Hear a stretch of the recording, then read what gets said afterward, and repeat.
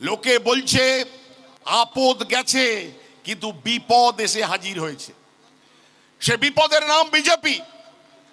এই বিপদ আমাদের মোকাবিলা করেই এগোতে হবে। ওরা ধর্মের নামে বিভাজন, ওদের ঘোষিত কর্মসূচি। গোটা দেশে আমরা যদি দেখি, তাহলে বিজেপি প্রতিদিন মানুষকে ভাগ করে ধর্মের নামে, জাতের নামে, বর্ণের নামে, উঁচু জাত নিচু জাতের নামে ভাগ করে এই দেশটাকে জলাঞ্জলি দিচ্ছে। দেশের অন্তর্জলি যাত্রা যাতে সমাপন হয়, তার জন্যে মোদি দৌড়চ্ছে। আপনারা দেখেছেন বিশ্বে যুদ্ধ পরিবেশ, কোথাও যুদ্ধ চলছে, আমাদের এখানে পেট্রোলের দাম বাড়ছে হু করে, গ্যাসের দাম বাড়ছে হু করে, নিত্য প্রয়োজনীয় জিনিস সহ ওষুধের দাম বাড়ছে প্রতিদিন। লড়াই, আন্দোলন, সংগ্রাম আমরা বলেছি। আমি একজন কৃষক আন্দোলনের কর্মী হিসাবে আমরা কাজ করতে গিয়ে মানুষকে বলেছি যে আমাদের দেশে কৃষকরা বেশি করে আক্রান্ত। কৃষকরা প্রতিদিন নির্যাতিত হচ্ছে, বঞ্চিত হচ্ছে আমাদের দেশ এবং রাজ্যের সরকারের নীতির কারণে। এই নীতি আমাদের বদলে দিতে হবে, আর সেই নীতি বদলানোর কাজে আমরা হাত দিয়েছি। আপনাদের এই উজ্জ্বল উপস্থিতি প্রমাণ করছে আগামী দিনে যতটুকু দুর্নীতির শিকড় এখানে গজিয়েছে, সেগুলোকে উপড়ে নর্দমায় ফেলে দিতে আমাদের 1 সেকেন্ড সময় লাগবে না। আমরা সে কাজ নিশ্চিতভাবে ঐক্যবদ্ধভাবে করতে চাই। আমাদের যত গণসংগঠন আছে, ছাত্র, যুব, মহিলা, ক্ষেতমজুর, কৃষক আন্দোলন সহ অন্যান্য গণসংগঠনকে আরো বেশি ক্ষুরোধার করতে হবে। আপনারা দেখেছেন এখন অনেক মানুষ তারা হাসি মুখে, একটু হালকা মেজাজে আজকে সভাতে এসেছেন। দীর্ঘদিন তাদের বুকের মধ্যে একটা জমাট বাঁধা, দম বন্ধ করা পরিস্থিতির মোকাবিলা করছিলেন। তারা সুযোগের অপেক্ষায় ছিলেন। মানুষ সেই সুযোগ তৈরি করে দিয়েছে, কিন্তু এক নতুন আশঙ্কার পরিবেশ তৈরি হয়েছে। আপনারা যদি দেখেন বিজেপির যে সংকল্পপত্র, নির্বাচনের প্রাক্কালে ওরা কি দিয়েছিল আপনারা শুনেছিলেন। এই শুভেন্দু অধিকারী যখন বিরোধী দলনেতা ছিল, তার বক্তব্য আপনারা শুনেছেন যে কোনোভাবেই এই হকারদের উচ্ছেদ করা যাবে না, হকার উচ্ছেদ বেআইনি। আর আজকে সরকারে বসতে পারেনি, আপনারা দেখেছেন।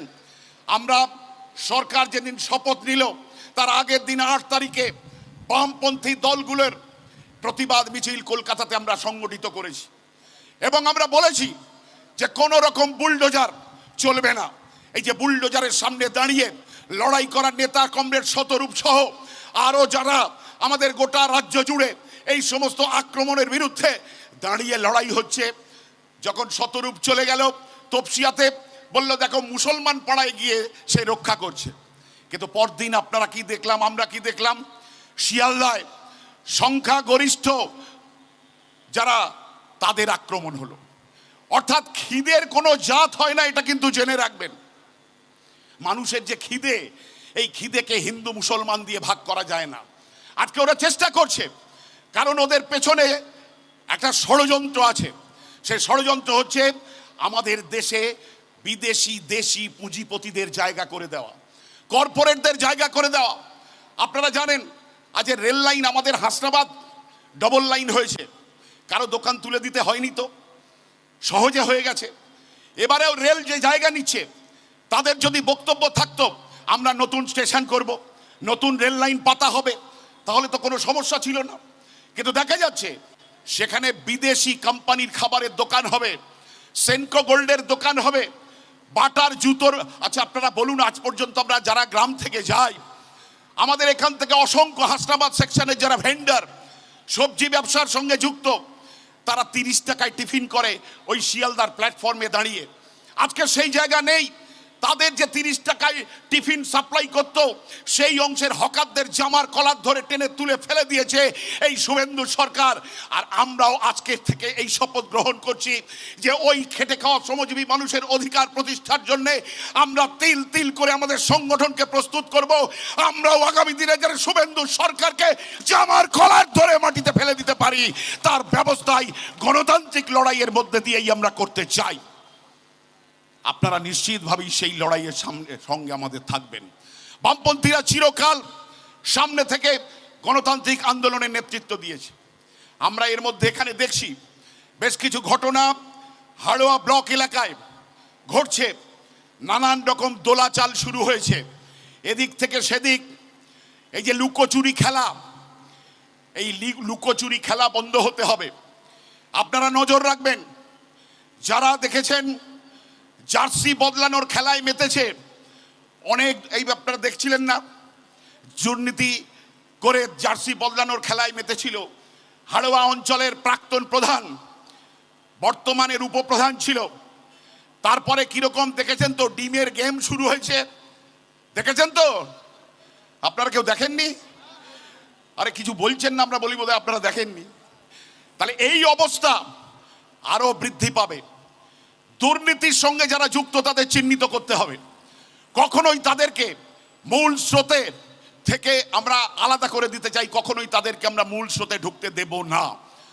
দুর্নীতির সঙ্গে যারা যুক্ত করে মানুষের উপরে অত্যাচার করেছে, মানুষের এই বিভাজনের রাজনীতিকে আরো বেশি করে মদত দিতে তারা সাহায্য করেছে, গরিব বর্গাদার খেটে খাওয়া শ্রমজীবী মানুষের অধিকার যারা বছরের বছর ধরে কেড়ে নিয়েছে, আমরা তাদেরকে নিশ্চিতভাবেই চিহ্নিত করেছি। আমাদের চোখে আছে, আমাদের চিন্তায় আছে, এবং সময় সুযোগ পেলেই আন্দোলনের মাটিতেই তাদের আগামী দিনে কবর দিয়ে দেওয়ার ব্যবস্থা আমরা করে দেব। আমরা এই শপথ নেওয়ার অনুষ্ঠান, শপথ নেওয়ার সমাবেশ, এই শপথ নেওয়ার সমাবেশে আমরা নিশ্চিতভাবেই সকলে মিলে এই শপথ গ্রহণ করব, লাল ঝান্ডাকে হাতিয়ার করে আগামী দিনে দুর্নীতি মুক্ত একটা সমাজ ব্যবস্থা গড়ার লক্ষ্যে আমাদের লড়াইয়ের রাস্তা যাতে আরো বেশি প্রসারিত হয়। সমস্ত এই যে এসআইআর এ বঞ্চিত মানুষ, যাদেরকে এক কথায় 27 লক্ষকে বাদ দিয়েছে, আমরা বামপন্থীরা ওই সমস্ত যারা আইনজীবী তাদেরকে এনে ক্যাম্প করা হচ্ছে, তাদের পরামর্শ দেওয়া হচ্ছে। আমাদের এখানকার এরিয়া কমিটির নেতারাও, তাদের নেতৃত্বে এই কাজ শুরু হয়েছে।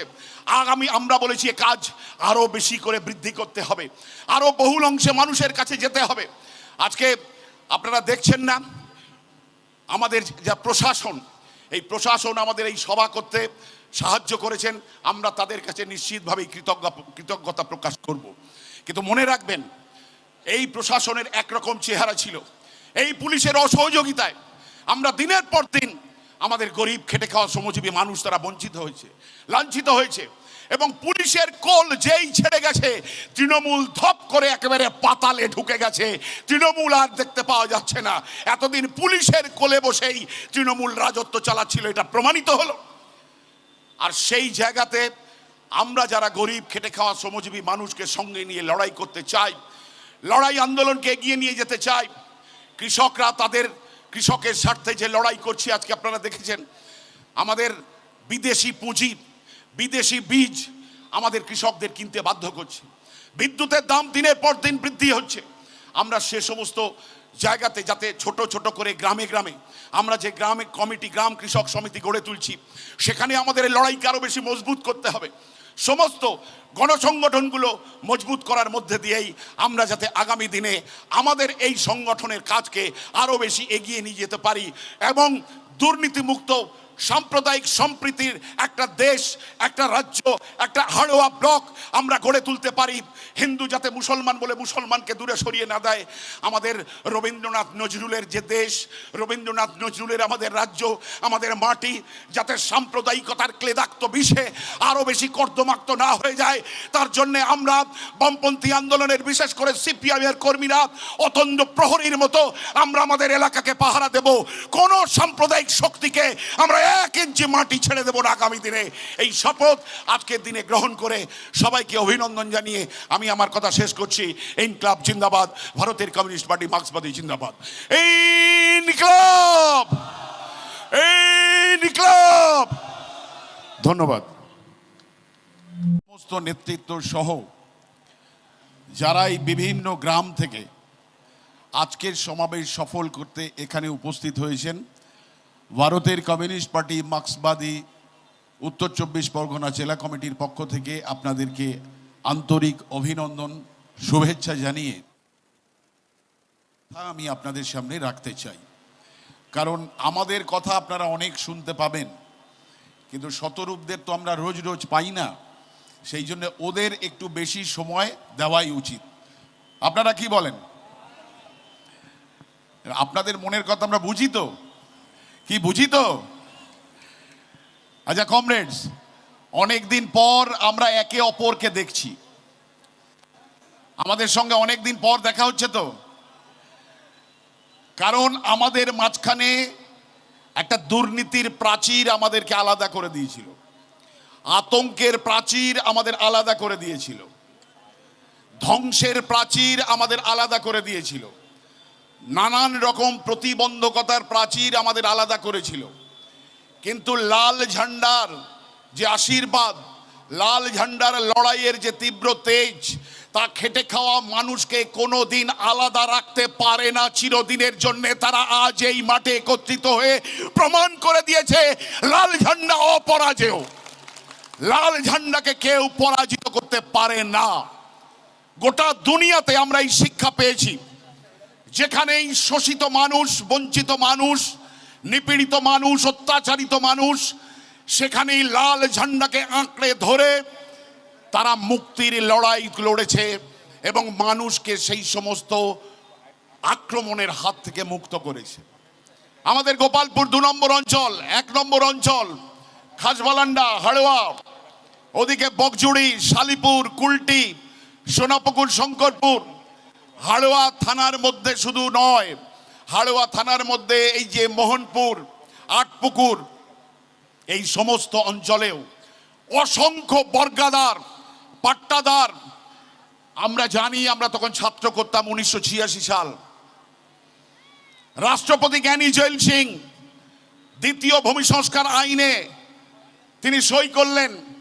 আর এই হাড়োয়া অঞ্চল শুধু নয়, হাড়োয়া, দেগঙ্গা, আমাদের পার্শ্ববর্তী এলাকার মানুষ অর্থাৎ কৃষক, ভূমিহীন, তাদের লাখো মানুষের মিছিল এখানকার ভবেশ বসদেশ তাড়িয়ে এখানে লক্ষ লক্ষ মানুষ এই পাট্টাদার, দখলদার, বর্গাদারের অধিকার প্রতিষ্ঠিত করেছিল।